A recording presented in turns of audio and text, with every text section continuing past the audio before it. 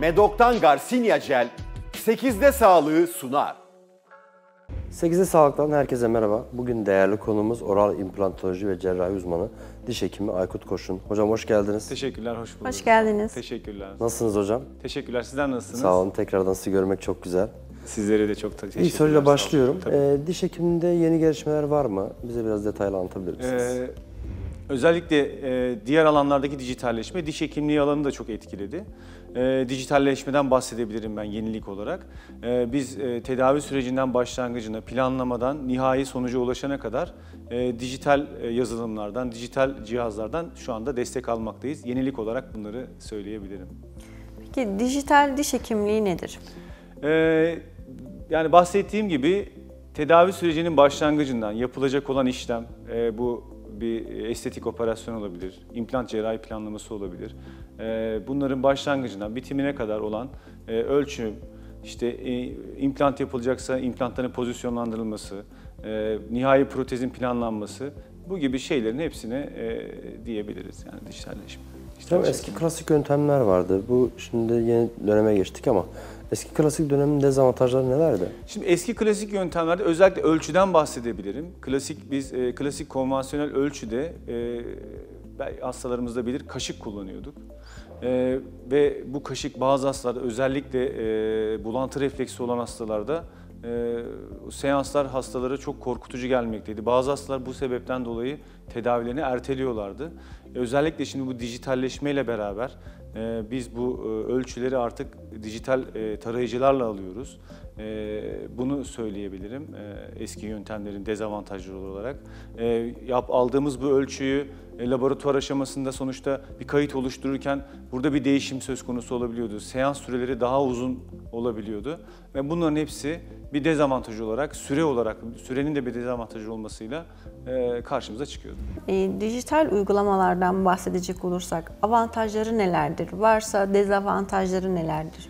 Şimdi bir dezavantajı olduğunu söyleyemeyeceğim. Yok gibi. Evet, ama en önemli avantajı burada süre. Süre hepimiz için çok önemli. Diş hekimliği uygulamaları da özellikle uzun süren seanslar bazen olabiliyor.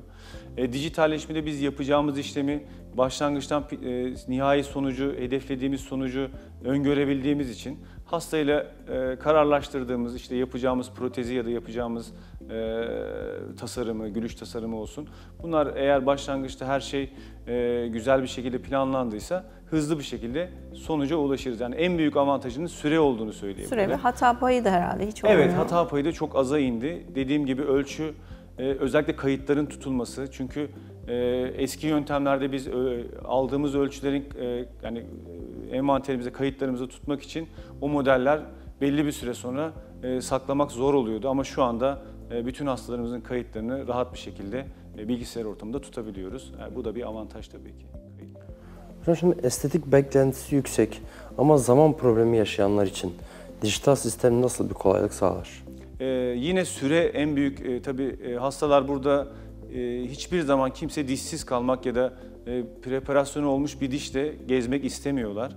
Dijital ortamlarda biz planlamayı başlangıçta yaptıktan sonra, hastayla kararlaştırdıktan sonra, hatta kararlaştırmadan önce nihai görünüm için bazen dijital printerlardan destek alarak en azından bir ön çalışmasını hastaya uyguluyoruz dişleri hazırlamadan ve onların onayını aldıktan sonra eğer uygunsa hemen işlemi yapıp geçicileri hızlı bir şekilde üretebiliyoruz. En büyük avantajı bu. Hastalar bu şekilde hem tedavilerini ertelemek zorunda değiller hem de klinikten dişsiz bir şekilde ayrılmıyorlar. Yani sosyal olarak hayattan kopmamış oluyorlar. Bir diğer kısmı da implant cerrahisinde ben bunu söyleyebilirim. Özellikle hastalar implant yaptırdıktan sonra biz daha önceki vakalarda %10, %15 hemen aynı gün vakaların %10, %15'inde aynı gün implantı yaptığımız gün geçici dişlerini üretebiliyorduk. Ama şu anda bu dijitalleşmenin daha da efektif bir şekilde diş hekimliğine girmesiyle beraber neredeyse bütün vakalarımızda implantı yaptığımız gün biz geçici dişleri hastanın ağzına uyguluyoruz. Ve burada daha önemli bir şey daha var. Biz bu hastaların kayıtlarını özellikle yapılacak protezin çene eklemiyle olan ilişkisini alışmış olduğu şekliyle kayıt olarak aldığımız için Hastalar özellikle nihai protezi yaptırdıkları zaman, yani daimi protezi geçtikleri zaman bazen şöyle şikayetler oluyor. İşte dişlerimi yaptırdım, çene ağrılarım başladı, eklem ağrılarım başladı. Biz bu alışılmış olan, daha önce yıllardır alışmış olduğu, eklemin alışmış olduğu bu kaydı dijital ortamda sakladığımız için ve ona göre bir protez yapmış olduğumuz için hastaların da herhangi bir sıkıntısı olmadan bu sistemleri desteğini alıyoruz yani. Peki hocam, şöyle okumak istiyorum. Dijital diş hekimliğinde implant üzerine yapılacak protez diş uyumu klasik yöntemlere göre nasıl bir fayda sağlar? Şimdi klasik yöntemlerde biz ölçüyü alıp laboratuvara, yani model çıkartmadan gönderiyorduk. Laboratuvarda model çıkarılıyordu. Tabii bu bir süreç gerektiriyordu. Yani mesela sabah alınan bir ölçü, işte laboratuvarın uzaklığına göre, konumuna göre öğleden sonra model elde edilebiliyordu. Tabii ki burada bir değişim söz konusuydu. Bu da ne oluyor? Provaların daha sık, daha fazla bir prova gereksinimi ortaya çıkarıyor. Çünkü tam bir uyum istiyoruz biz protezlerin. Özellikle implant üstü yaptığımız protezlerde implant üzerine oturacak protezin tam bir uyumunu bekliyoruz. Ama dijitalde böyle bir şey yok. Direkt net bir şekilde ağızdan biz bu ölçüyü aldığımız için hızlı bir şekilde tabii ki yeni tarayıcı ve kazıyıcılarla da sonucu hemen elde ediyoruz ve sıfıra yakın hata payıyla hastaya uyguluyoruz diyebilirim. Hocam biraz da bu CAD/CAM yönteminden bahsedebilir miyiz yeni nesil teknolojide? Evet, CAD/CAM aslında İngilizce bir kelime. Computer Aided Design ve Computer Aided Manufacturing diye geçiyor. Yani bilgisayar destekli dizayn ve bilgisayar destekli üretim. Yani tamamen dijitalleşme olduğu için konumuz.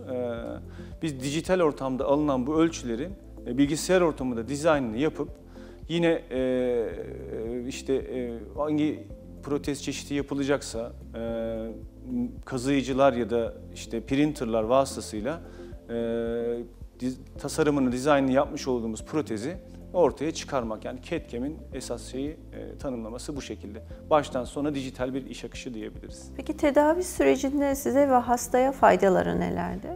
En önemli şey seans aralıklarının kısa olması ve hızlı bir şekilde bu işlemlerin bitirilebilmesi. Özellikle maksimum 3-4 üyeye kadar yapılacak olan protez işlemleri aynı gün içerisinde biz hastaya uygulayabiliyoruz. Sabah aldığımız ölçüde öğleden sonra hastaya takabiliyoruz.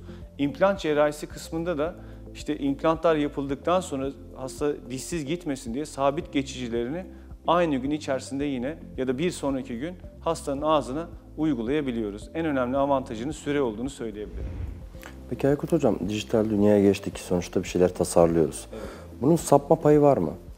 Tabii ki var ama şimdi yaklaşık 15-20 yıldır bu sistemler üzerinde çalışılıyor. Diğer bütün alanlarda olduğu gibi bir kalibrasyonu söz konusu.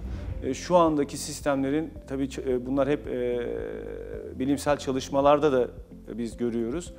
Sıfıra yakın hata payıyla, yani hasta üzerinde de takip ettiğimiz durumlar var. Sıfıra yakın hata payıyla biz bu protezli işlemlerini bitirebiliyoruz. Memnun kalmayan yok diyebiliriz o zaman. Kesinlikle öyle. Süre özellikle çok önemli.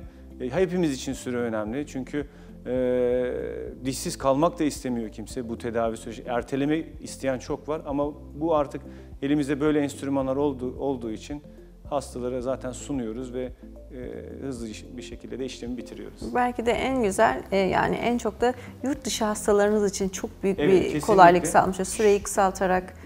Kesinlikle öyle. Bir de şöyle bir avantajı da var.